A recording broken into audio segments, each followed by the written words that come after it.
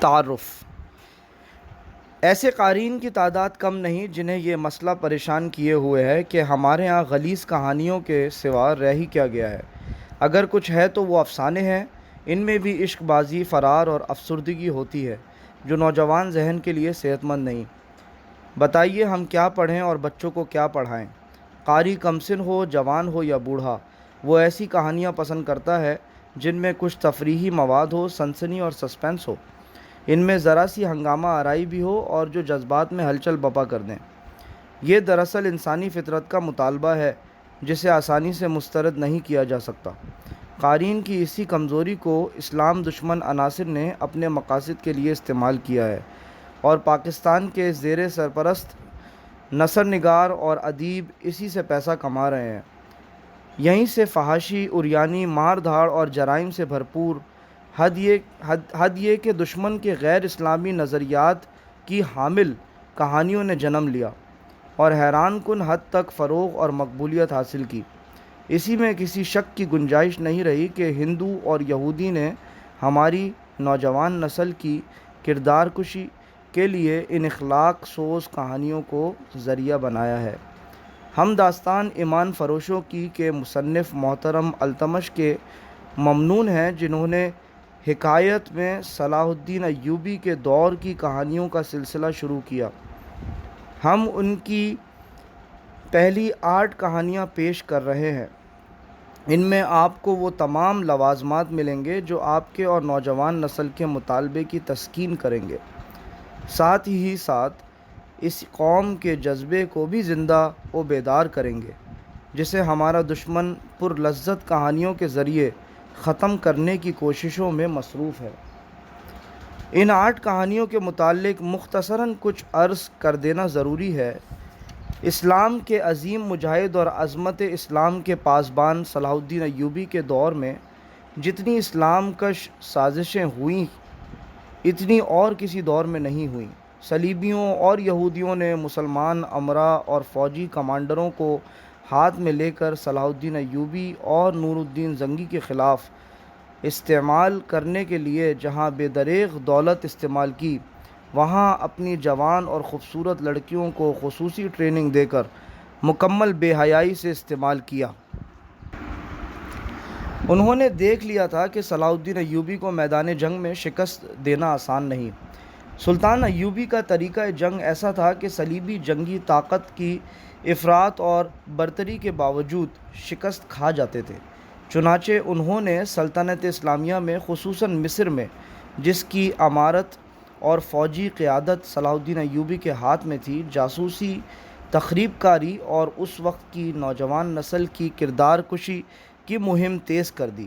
دولت اور عورت کو خوب استعمال کیا اور صلاح الدین ایوبی کی ہائی کمان اور انتظامیہ میں غدار پیدا کر دیے۔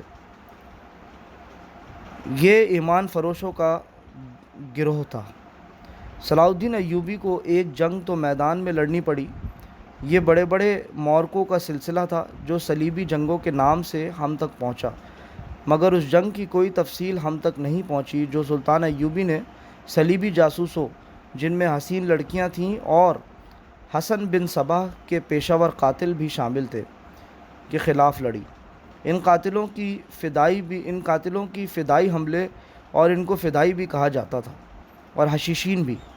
انہوں نے سلطان صلاح الدین ایوبی پر 4 قاتلانہ حملے کیے۔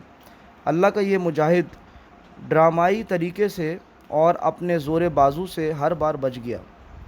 اس زمین دوز صلیبی جنگ نے ان کہانیوں کو جنم دیا جن میں سے 8 پیش کی جا رہی ہیں۔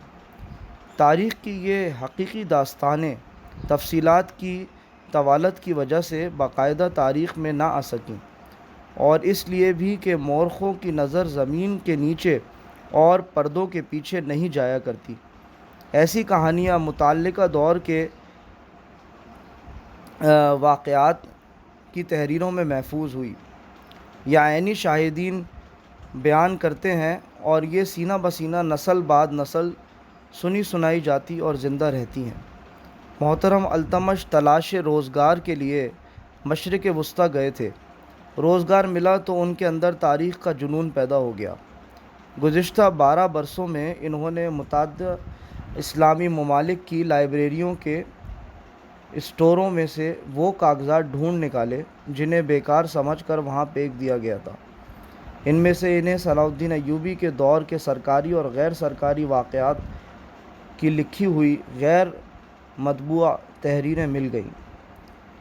یہی تھی سلطان ایوبی کے دور کی اصل تاریخ، اور یہی ہوتی ہیں وہ وارداتیں جو ماضی کی لغزشوں اور غداریوں کو بے نقاب کرتی اور اگلی نسلوں کے لیے باعث عبرت اور مشعل راہ بنتی ہیں۔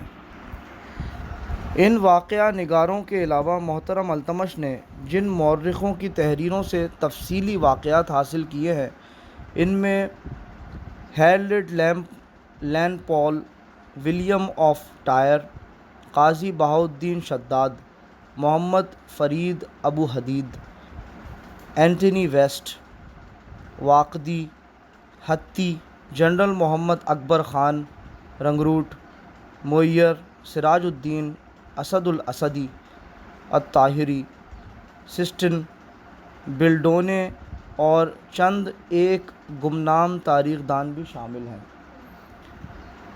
1974 کے آخر میں محترم التمش پاکستان آئے اور مجھے ملے۔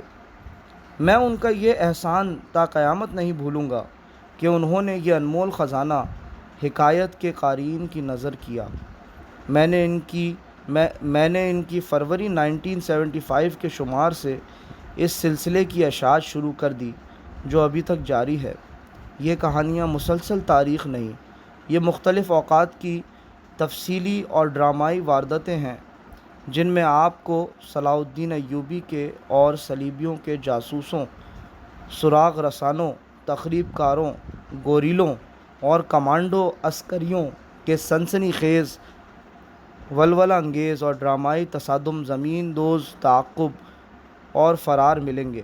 یہ دراصل عورت اور ایمان کی معرکہ آرائیاں ہیں جو آپ کو چونکا دیں گی، اور آپ کے اندر اگر ایمان کا چراغ ٹمٹما رہا ہے تو وہ بھڑک اٹھے گا۔